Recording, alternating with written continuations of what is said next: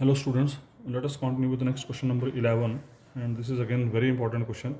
Using Lagrangian method to obtain equation of motion for a spherical pendulum.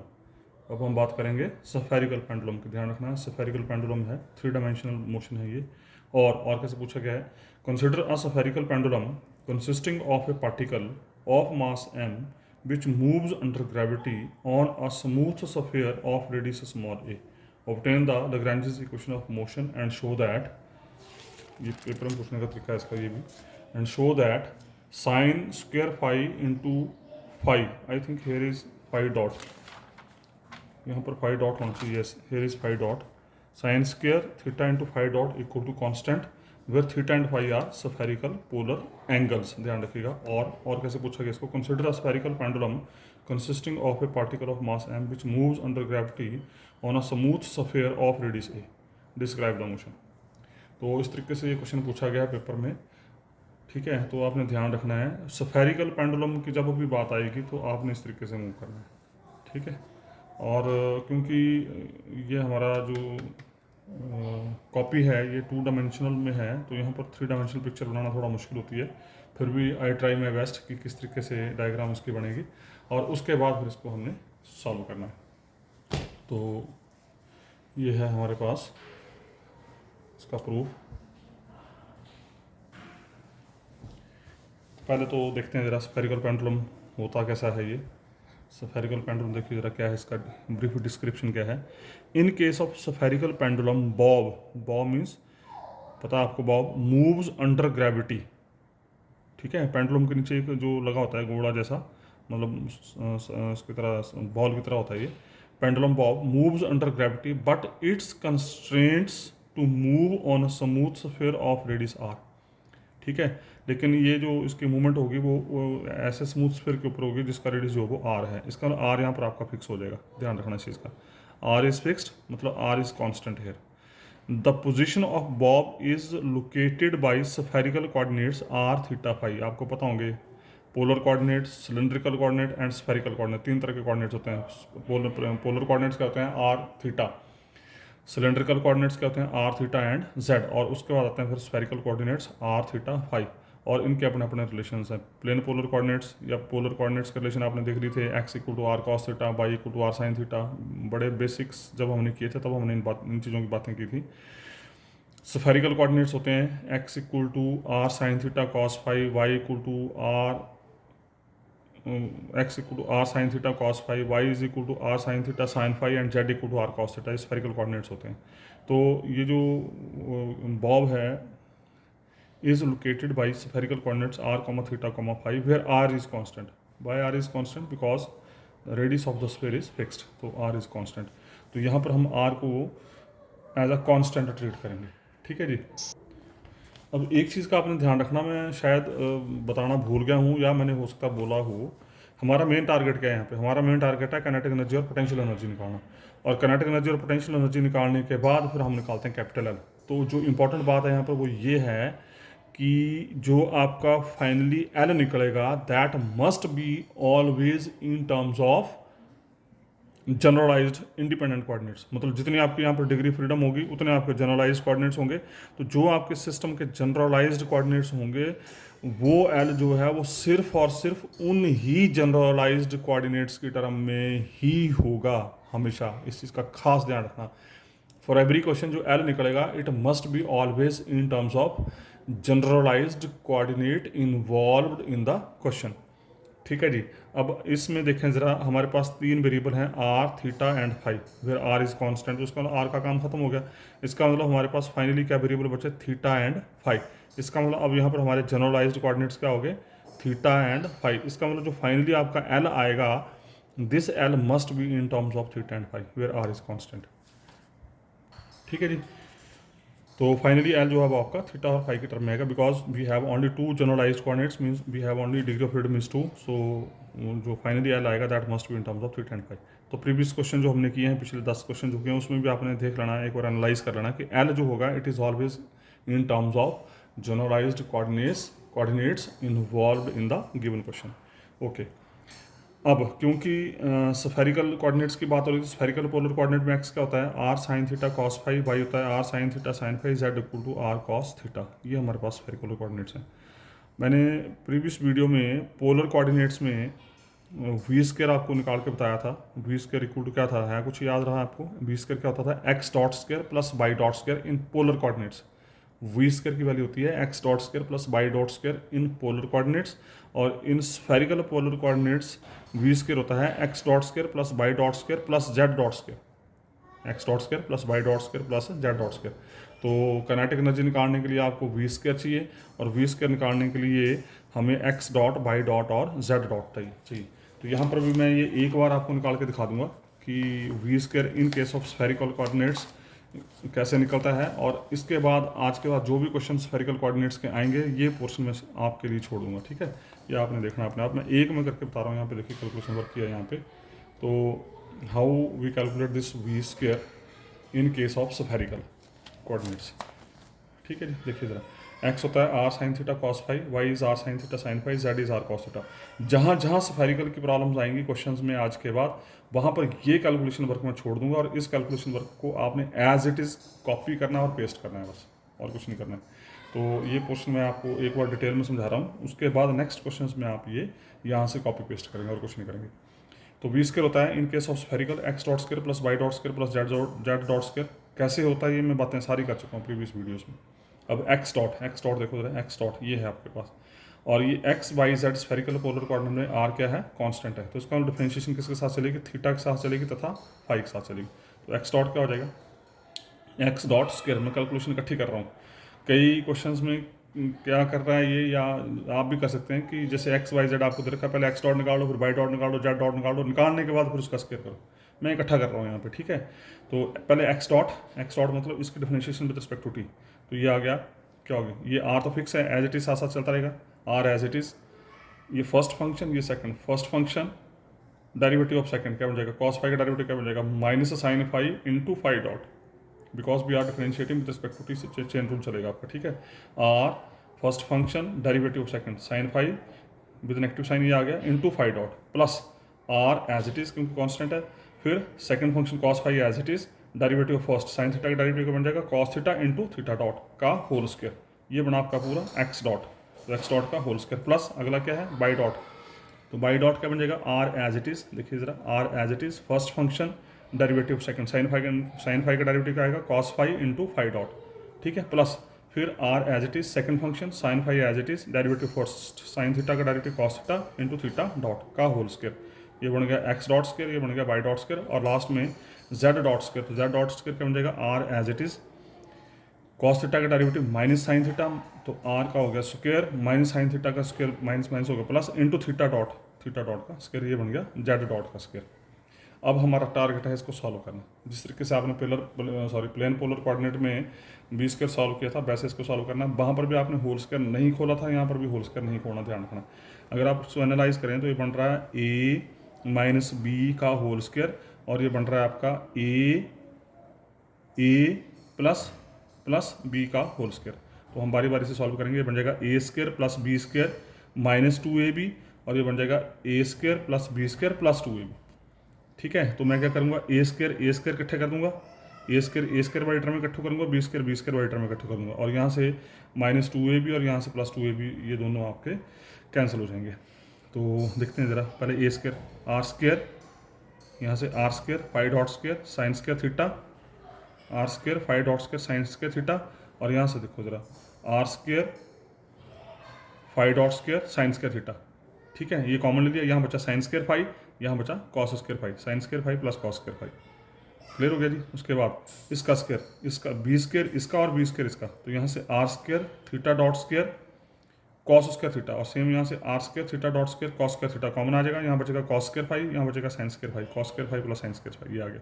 फिर minus 2ab plus 2ab, ये minus 2ab plus 2ab, और r square theta dot square sine square theta, ये as it is आ गया।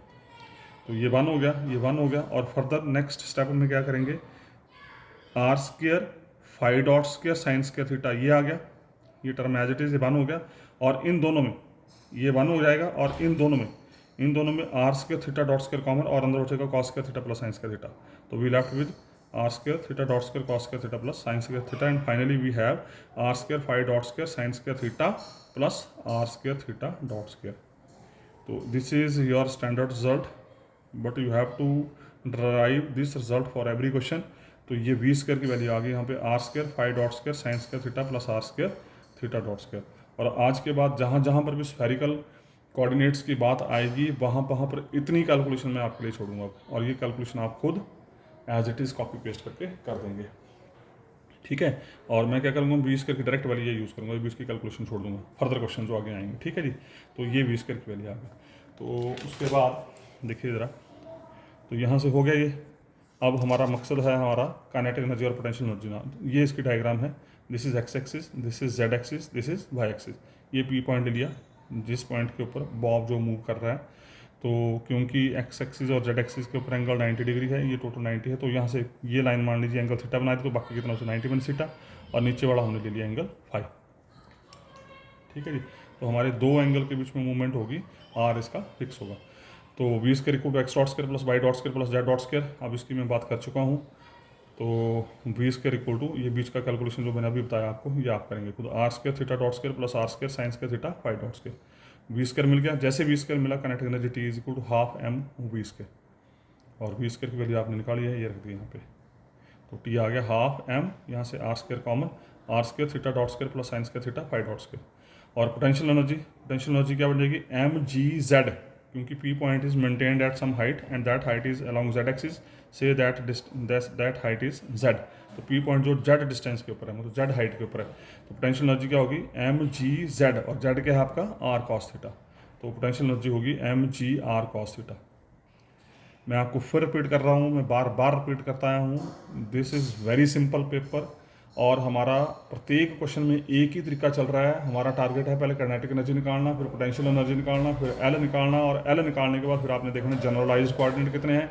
जितने generalised coordinate होंगे उतने ही हमारी लैग्रेंजेस इक्वेशन ऑफ मोशन बनेगी, ठीक है जी। तो Lagrange's L equal to t minus v, t आपका ये है, वी आपका ये है, ये डाल दिया यहाँ पे। अब देखो कितने जनरलाइज्ड कोऑर्डिनेट्स है, ओनली टू जनरलाइज्ड कोऑर्डिनेट, कौन कौन, थीटा एंड फाई। तो Lagrange's equation of motion in general क्या होती है, D D T of curly L बटे curly Q rho dot minus curly L बटे curly Q rho equal to zero, comma डाल के ये आपने लिखना नहीं भूलना है, rho equal to 1 2 so up to N, because this system it self represents an equation of motions. हमारे पास दो जनरलाइज्ड कोऑर्डिनेट्स हैं, तो सिर्फ दो ही इक्वेशन बनेगी, क्या बन जाएंगी, d D T of curly L बटा curly theta dot minus curly L बटा करली थीटा इक्वल जीरो, और दूसरी बनेगी d D T of curly L बटे curly phi dot minus curly L बटे curly phi equal to zero. और L आपको ये दे रखा है, ठीक है, ये एल आपको दे रखा है। इस एल को पहले with respect to theta dot and theta differentiate करो, पहली इक्वेशन बन जाएगी। फिर दूसरी बार इसको with respect to phi dot and phi differentiate करो, दूसरी इक्वेशन बन जाएगी। और ये टास्क भी मैं आपके लिए छोड़ रहा हूँ, क्योंकि अब आप कर सकते हैं। तो first equation is this, second equation is this. तो जो आपका एल है उसको पहले with respect to theta dot differentiate करो, ये डाल दिया, with respect to theta differentiate करो, ये आ गया, ये आ गया, ठीक है, ये बन गई पहली इक्वेशन। और दूसरी बार एल को with respect to phi dot differentiate करो, ये आ गया, और with respect to phi differentiate करो, क्योंकि फाई की कोई भी वहाँ पर टर्म नहीं है तो वो जीरो हो जाएगी, ठीक है, इक्वल टू जीरो। और उसके बाद इसको अरेंज कर दिया हमने, यहाँ से ये टू टू कैंसिल हो गए, ठीक है, एम आर स्क्र यहाँ से सॉरी एम आर कॉमन होकर ख़त्म हो जाएगा, ठीक है।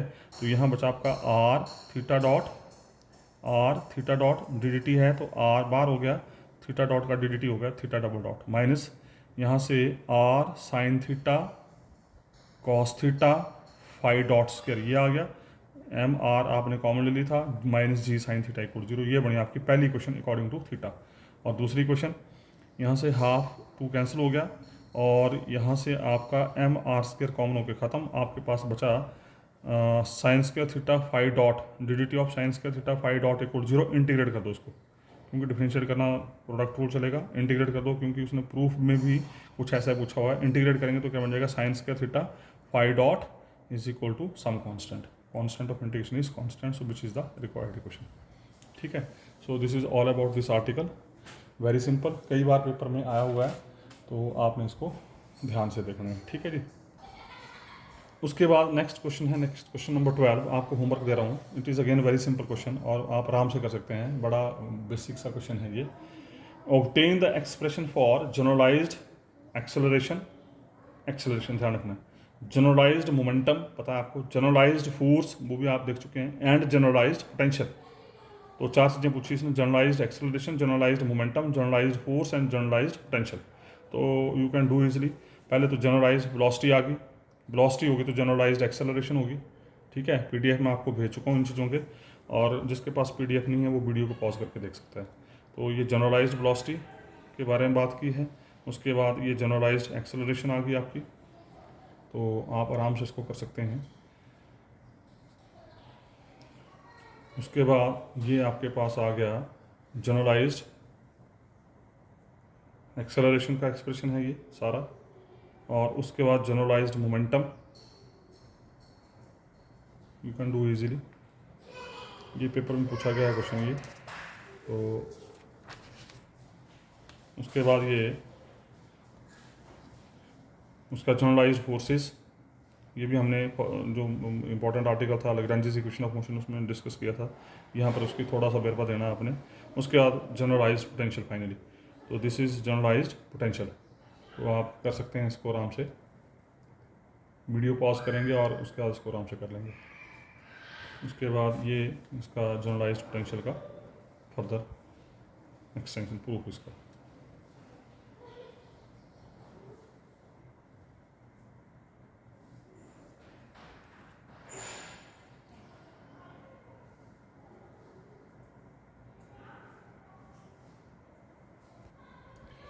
उसके बाद ये एक और है क्वेश्चन नंबर 13 की शेप में, Lagrange's equation are same as Newton's law.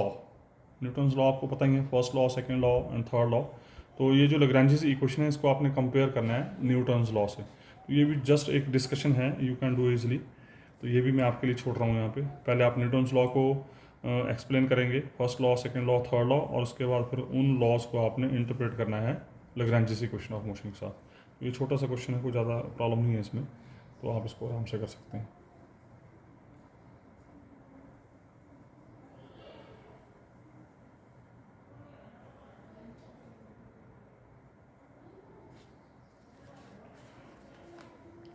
उसके बाद थोड़ा सा ये है लास्ट कुछ लाइनें, तो ये आप देख सकते हैं इसको।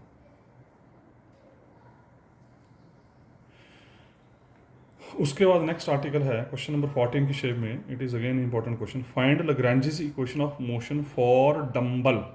डम्बल, तो पहले तो मैं इसकी आपको डायग्राम एक्सप्लेन करता हूँ, और डायग्राम एक्सप्लेन करने के बाद फिर आपने इसको सॉल्व करना है। तो first of all let us see the diagram. इसकी डायग्राम को आप ध्यान से देखें ज़रा। डंबल क्या होता है, पहले तो डंबल देख लेते हैं इसकी क्या है। It is the system, it is the system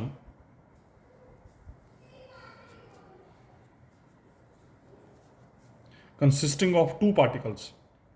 कैसा सिस्टम है, इसमें दो पार्टिकल होते हैं, कैसे हैं, consisting of masses m1 and m2। They are rigidly connected to a rod of length l whose mass is negligible. क्या बोल रहा है ये, कैसा सिस्टम, डंबल क्या सिस्टम है ये। आपने एक रॉड ली जिसका मास नेग्लिजिबल है, लेंथ उसकी l है, और उस रॉड के दोनों साइड में आपने दो मासेस बांध दिए। ठीक है, it is the system consisting of two particle, consisting of two particle consisting of masses m1 and m2. They are rigidly connected to a rod of length l whose masses is negligible। ठीक है, whose mass is negligible, rod का मास जो negligible है। the masses are free to move, कौन से masses, जो and rod के and में लगाए हैं, masses are free to move in vertical plane x comma y. अब ये प्लेन में डायग्राम है, x is under the action of gravity. ठीक है, ग्रेविटी की वजह से ये हमने ले लिया कि फ्रीली मूव कर रहे हैं। उसके बाद क्या किया, जो फर्स्ट मास है बॉडी, सॉरी ये जो रॉड के ऊपर दो मासेस लगा रखे हैं, अब इनकी पोजीशन को हम वेरीफाई कर रहे हैं। Let capital A x1 comma y1 and capital B x2 comma y2 मतलब एक मास ए पोजीशन के ऊपर है, दूसरा मास जो है वो बी पोजीशन के ऊपर है। M1 मास ए पोजीशन के ऊपर, M2 मास बी पोजीशन के ऊपर है। Here masses M1 and M2 are acting respectively. ठीक है जी। उसका let rod makes angle theta with x axis, और उसका हमने मान लिया जो रॉड है जिसके ऊपर आपने मासेस बांधे हैं वो एक्स एक्सिस के साथ एंगल जो है वो थीटा बना रही है। ठीक है जी। उसके बाद ये इसकी डायग्राम है। अब ध्यान से देखना, जो मैंने अभी लैंग्वेज बोली उसको एक्सप्लेन करते हैं इसको डायग्राम के शेप में। अब डायग्राम को ध्यान से एनालाइज करना आपने। This is x axis, this is y axis. ठीक है जी। ये मैंने रॉड ली जिसकी लेंथ उसने एल दे रखी है, और इस रॉड के दो एंड्स के ऊपर यहाँ पर मास M1 है, यहाँ मास M2 है। ठीक है। जो मास M1 है that is situated at point A having coordinate x1, y1। मतलब ओरिजिन से ये x1 डिस्टेंस के ऊपर ये है और y1 डिस्टेंस के ऊपर ये है। मतलब ये M1 मास जो है ये x1 डिस्टेंस और ये y1 distance, meaning of A having coordinate x1, y1। और दूसरा मास जो है that is at point B, situated at point B having coordinate x2, y2। B having coordinate x2, y2 का मतलब कि ये x एक्सिस y एक्सिस से ये x2 डिस्टेंस के ऊपर है और x एक्सिस से ये y2 डिस्टेंस के ऊपर है। ठीक है। उसके बाद मैंने क्या किया, इस रॉड की लाइन ऑफ एक्शन को एक्सटेंड किया। जब एक्सटेंड करेंगे तो ये ओरिजिन पे मिलेगी आगे। आप लाइन ऑफ एक्शन को आपको पता होना चाहिए, लाइन को आप up to infinity minus infinity कहीं तक भी एक्सटेंड कर सकते हैं। तो से this line of action makes angle theta, if this angle is theta automatically this angle is theta, क्योंकि ये लाइन और ये line they are parallel to each other, और पैरेलल लाइंस के एंगल जो है वो आपको पता होना चाहिए सेम होते हैं। ठीक है। तो हमने मान लिया कि ये रॉड जो है वो एक्स एक्सिस के साथ एंगल का मेंटेन कर रही है, थीटा मेंटेन कर रही है। राइट। तो इससे this point, this is point A, this is point B. से मैंने थोड़ा सा ज्योमेट्रिकल कंस्ट्रक्ट किया, से दिस पॉइंट इज एल। और अगर आप ध्यान दें तो this is right angle triangle. और जब भी राइट एंगल ट्रायंगल बनती है, मैं आपको कई बार बोल चुका हूँ कि ये लेंथ निकालनी है, ये लेंथ निकालनी है या ये लेंथ निकालनी है, it is very easy to find. कैसे निकालनी है कि जो साइड निकालनी है उसको रखो ऊपर, जिसका पता है उसको रखो नीचे। तो ये बन गया base over hypotenuse, base over hypotenuse. ये निकालनी है, मतलब ए एल निकालनी है, ए बी आपको बता, तो ए एल बटा A B equal to cos theta. तो ए एल क्या बन जाएगा, एल कॉस थीटा। तो इसका ए एल बन जाएगा एल कॉस थीटा। इसका मतलब ये लंबाई बन जाएगी एल कॉस थीटा। उसी तरीके से जब इसको निकालना है तो क्या करेंगे, बी एल को रखेंगे ऊपर, बी एल को रखो ऊपर, ए बी को रखा नीचे, मतलब बी एल बटा ए बी क्या बन जाएगा, साइन थीटा। तो B L equal to l sine theta. तो इसका मतलब ये बी एल लेंथ जो बन जाएगी वो बन जाएगी L sine theta, A L length बन जाएगी एल कॉस थीटा। अब मज़ेदार चीज़ देखिए ज़रा यहाँ पे, ए एल लेंथ बन गई l cos theta, B L length बन गई एल साइन थीटा। क्योंकि हमें यहाँ पर कोऑर्डिनेट्स को जनरलाइज करना है। कौन से जनरलाइज्ड कोऑर्डिनेट्स हैं, ध्यान से एनालाइज करिए ज़रा। यहाँ से लेके यहाँ तक का डिस्टेंस हो गया x1, यहाँ से लेके यहाँ तक का डिस्टेंस हो गया एल कॉस थीटा। तो टोटल डिस्टेंस कितना हो गया, x1 plus L cos theta बन गया टोटल डिस्टेंस है, x1 plus L cos theta. And this distance is nothing but this is x2 itself. तो I am writing here x2 equal to x1 plus L cos theta. उसी तरीके से यहाँ से लेके यहाँ तक का डिस्टेंस, सॉरी यहाँ से लेके यहाँ तक का डिस्टेंस इज y1। ये यहाँ जो ए पॉइंट है यहाँ से लेके यहाँ तक का डिस्टेंस y1, और यहाँ से लेके यहाँ तक का डिस्टेंस है एल साइन थीटा। तो टोटल डिस्टेंस कितना हो गया, y1 plus l sine theta. ये टोटल डिस्टेंस ये बन गया y1 plus l sine theta, लेकिन टोटल डिस्टेंस क्या है y2। तो y2 हो गया y1 plus l sine theta. अब अगर आप ध्यान दें तो we are writing x2 and y2 in terms of x1 y1 and theta. हमने x2 y2 को किसकी टर्म में लिख दिया, x1 y1 एंड थीटा की टर्म में। x2 y2 को लिख दिया x1 y1 और थीटा की टर्म। तो जिसकी टर्म में लिखा वो बन गया आपके जनरलाइज्ड कोऑर्डिनेट्स। तो x1 y1 थीटा अब आपके बन गए यहाँ पे generalised coordinates.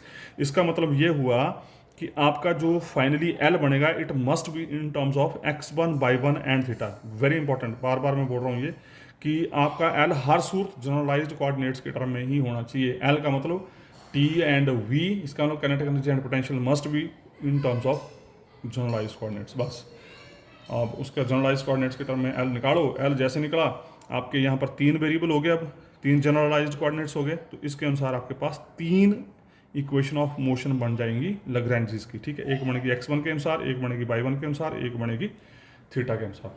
So this is all about of this diagram of dumbbell. अब इसको हम मैथमेटिकली सॉल्व करेंगे। कैसे सॉल्व करेंगे देखते हैं ज़रा बारी बारी से, देखिए ज़रा। तो लेट ये हो गया क्लियर। अब let rod makes angle theta with x axis. ठीक है जी, कोई दिक्कत नहीं है। उसके बाद now clear cut x2 equal to x1 plus L cos theta y two equal to y one plus l sine theta explain कर दिया मैंने आपको किस तरीके से how x2 and y two in terms of x1 y one and theta. This imply x1 y one theta are generalised coordinates. क्योंकि ये चीज़ें बड़ी इंपॉर्टेंट है, मैं बार बार स्ट्रेस इन्हीं चीज़ों के तीन चीज़ों के ऊपर स्ट्रेस कर रहा हूँ, जनरलाइज्ड कोऑर्डिनेट्स, उसके बाद कैपिटल एल, और उसके बाद आपकी equation of motion. So kinetic energy of system is given by t equal to half m o v square. ये होती है, ये इन जनरल होती है, लेकिन यहाँ पर क्या है, पार्टिकल दो हैं, इस पार्टिकल की किनेटिक एनर्जी अपनी होगी, इस पार्टिकल की किनेटिक एनर्जी अपनी होगी। तो इस पार्टिकल की किनेटिक एनर्जी क्या होगी, half M one v one square, और इसकी होगी half M two v two square. तो टोटल किनेटिक एनर्जी क्या हो जाएगी, half M one v one square plus half M two v two square. तो ये आ गया half M one v one square plus half M two v two square. अब v one किसकी वजह से होगा, एक्स वन और वाई वन।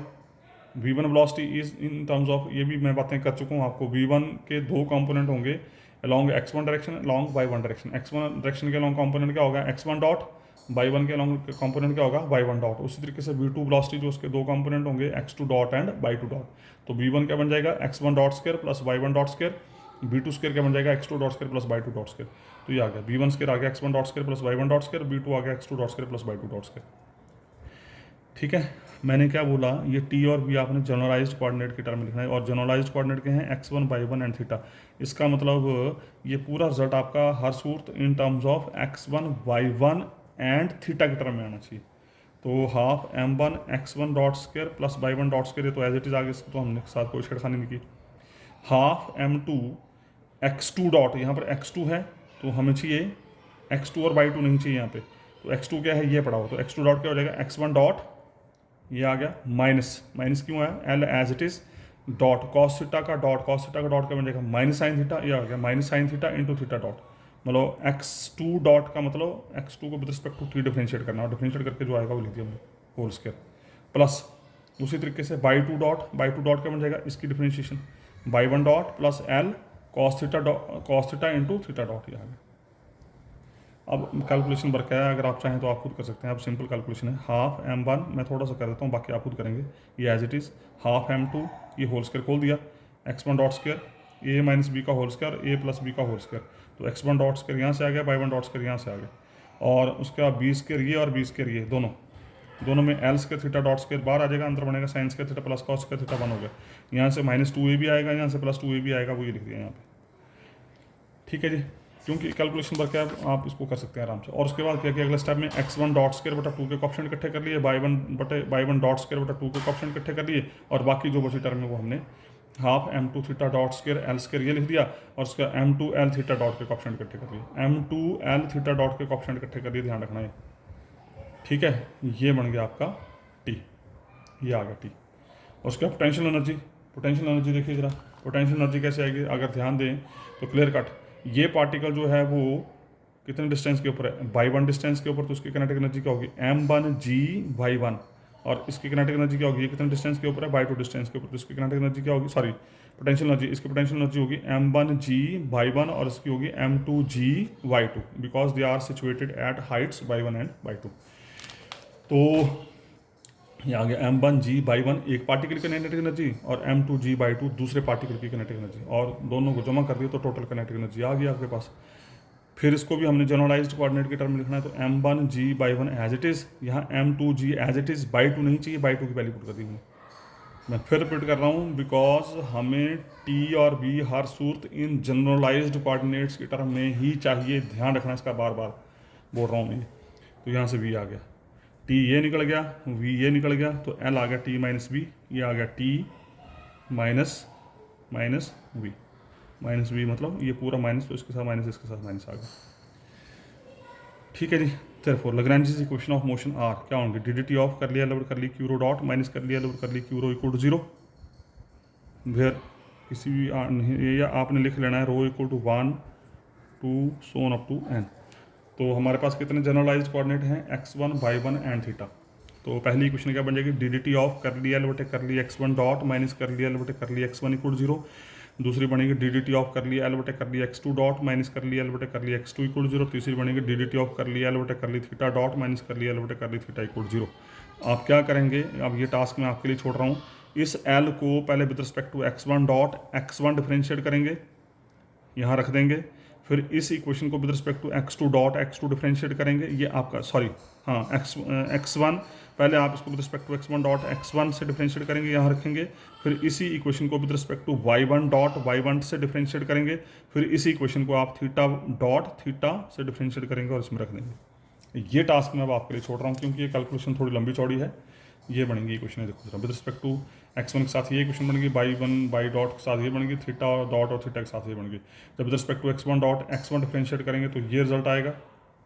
ये with respect to y1 dot y1 से डिफरेंशिएट करेंगे तो ये रिजल्ट बनेगा। जब with respect to theta dot और थीटा से डिफरेंशिएट करेंगे तो ये रिजल्ट बनेगा। थीटा वाला रिजल्ट लंबा बनेगा, ध्यान रखना। डिफरेंशिएशन है, सिंपल टास्क है, बड़े आराम से करना है, कोई दिक्कत वाली बात नहीं है। और उसके बाद इसको आराम से सॉल्व करना है। तो पहले इक्वेशन को तो सीधा इंटीग्रेट कर दिया, तो दिस इक्वल टू कॉन्स्टेंट। दूसरी को उसने डिफरेंशिएट किया है क्योंकि यहाँ पर इसकी डिफरेंशिएशन होनी कोई दिक्कत नहीं है, इंटीग्रेट करेंगे तो इसको इंटीग्रेट करना मुश्किल हो जाएगा यहाँ पे। तो इसको डिफरेंशिएट कर दिया। ये अब आपने देखना है कि किसको इंटीग्रेट करना है, किसको डिफरेंशिएट करना है, ठीक है। तो इसको डिफरेंशिएट कर दिया, डिफरेंशिएट करके आपके पास ये आ गया। और तीसरी क्वेश्चन को भी डिफरेंशिएट किया। और उसके बाद जो कॉमन आ रहे हैं उनको कॉमन निकाल लो, जो कॉमन नहीं आ रहे उनको एज इट इज रहने दो। So equation number 1, 2 and 3 they are the main equation of motion for this problem, ठीक है जी। तो ये हल्का सा काम मैं आपके लिए छोड़ रहा हूँ। कैलकुलेशन वर्क जो है इसको आराम से बैठ के करना है, गलती नहीं करनी है। यहाँ हो सकता है कुछ हल्की फुल्की गड़बड़ हो तो आपने अपने आप से ढंग से कर लेना है, इसको ध्यान रखना जरा। यहाँ कुछ गड़बड़ हो सकती है अगर पॉसिबल होगा तो, और नहीं होगा तो कोई दिक्कत नहीं है, ठीक है जी। तो ये आर्टिकल यहीं ख़त्म हो रहा है, तो मैं इस वीडियो को यहीं स्टॉप कर रहा हूँ। Thank you very much.